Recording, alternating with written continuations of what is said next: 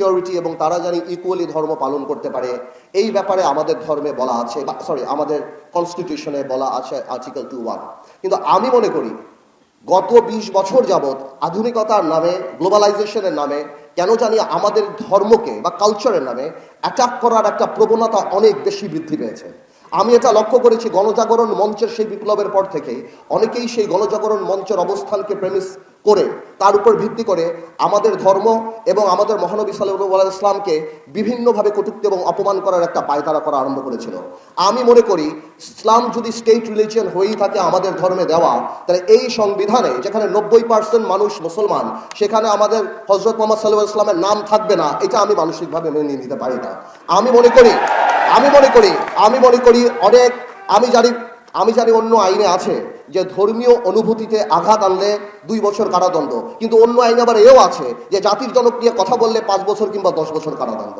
তো সেই ক্ষেত্রে আমি বলতে চাই যে আমার মহানবী হযরত মুহাম্মদ সাল্লাল্লাহু আলাইহি ইসলামের এই নামটা, উনাকে নিয়ে কটূক্তি করাটা, এই ব্যাপারটা যাতে ডিসকারেজ এবং এটা করলে কি অপরাধ হতে পারে সেটা গুরুত্ব দেওয়াটা সংবিধানে থাকা উচিত। এতে করে সেকুলারিজম অ্যাটাক হবে না, এতে করে অন্য ধর্মকেও ছোট করা হবে না। বিকজ আমরা এই ধারাতেই বলে দিচ্ছি যে কোনো ধর্মকেই আমরা রেসপেক্ট করি এবং সবাই কর্মকাণ্ড করতে পারি। At the same time article 94 যেখানে আমাদের কোর্ট কিভাবে কনস্ট্রাকশন হবে সেগুলি বলা আছে, সেখানে আমি মনে করি মালয়েশিয়ার, ইন্দোনেশিয়ার আদলে যারা ইসলামিক ল দ্বারা পরিচালিত হতে চায়, ফ্যামিলি ম্যাটার্স আর অন্য ম্যাটার্স, সেখানে ইসলামিক ল এর প্রভিশন থাকা উচিত।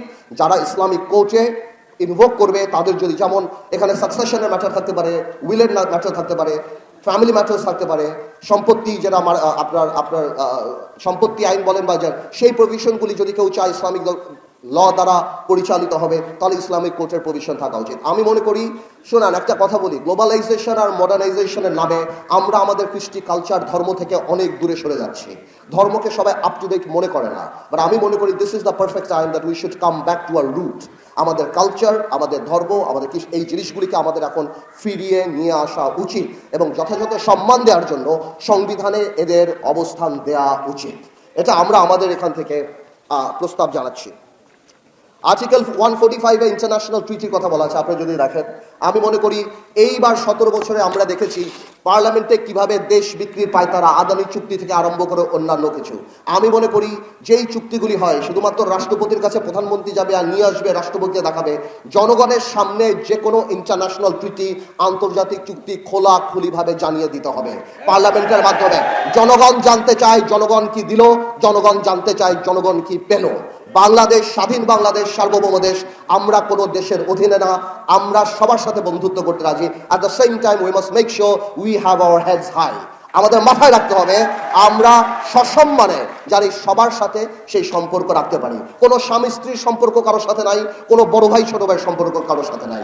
আমরা একইভাবে আমাদের রাইট প্রোটেক্ট করে আমরা আমাদের অবস্থান রাখতে চাই। So article 45 is very important.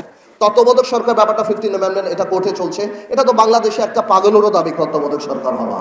বাংলাদেশের মানুষের গাছপাতা, ইট, বালি, পশু পাখি সবাই এটা রিয়েলাইজ করে তত্ত্বাবধায়ক সরকার ছাড়া সুষ্ঠু নির্বাচন সম্ভব না।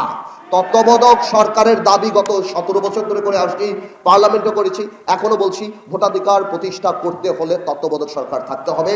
কারণ ক্ষমতায় গেলে আমরা কেমন পাগলা ঘোড়া হয়ে যাই, আমাদের অহংকারে মাটিতে পা পড়ে না, আমরা এলোমেলো কথা বলি, রেসিপি থেকে আরম্ভ করে এমন কিছু নাই আমরা দেই না, আমরা সবকিছু বুঝে যাই। তো আমি মনে করি আমাদের তত্ত্বাবধায়ক সরকারটা সংবিধানে অবশ্যই ফিরে নেওয়া উচিত। আর্টিকেল 70 নিয়ে আপনারা জানেন, if you are nominated from a certain political party, কোনো রাজনৈতিক দল হইতে নমিনেশন পাইবার পরে যদি উহার বিরুদ্ধে ভোট দেন, সেটা আর্টিকেল 70 ফ্লোর ক্রসিং এর ব্যাপারটা। এর মধ্যে ভালো খারাপ অনেক কিছুই আছে, বিকজ বাংলাদেশে কিন্তু এমপি বিক্রির একটা প্রবণতাও আমরা দেখেছি। স্পেশালি এরশাদ সাহেবের সময় আনোয়ার হোসেন মঞ্জুর এমপিগুলি লাঙ্গল নিয়ে যখন যুদ্ধ হয়, সেই সময় কিন্তু আমরা এই জিনিসগুলো দেখেছি। আমি মনে করি আর্টিকেল 70-তে ভোট দেওয়াটা মানা আছে কোনো দলীয় সংসদ সদস্যের, কিন্তু দলীয় সংসদ সদস্য তার দলের কোনো সিদ্ধান্তর ব্যাপারে বাইরে যে কোনো অবজেকশন দিতে পারে, ইভেন কি পার্লামেন্টও কথা বলতে পারে। তো আমি মনে করি কোনো অ্যাব্রাপ্ট সিদ্ধান্ত না নিয়ে এই আর্টিকেল 70-র ব্যাপারে আরো অনেক কথা বলার আমাদের সুযোগ আছে। ওকে, সো এটা আমি মনে করি কোনো নির্বাচিত সরকারেরই সেটা করা উচিত। আরো কিছু কিছু ব্যাপার আছে, যেমন আর্টিকেল 75 আছে যে সংসদে যারা উপস্থিত থাকে তাদের মধ্যে থেকে মেজরিটি দিয়ে আইন পাশ করা হয়। আমার মনে হয় এখন দেখা গেল সংসদে 50 জন আছে বা 100 জন আছে, আমার মনে হয় এটাকে পরিবর্তন করে মিনিমাম 2/3 বা বেশি, বিকজ এখন অনলাইন আছে, যে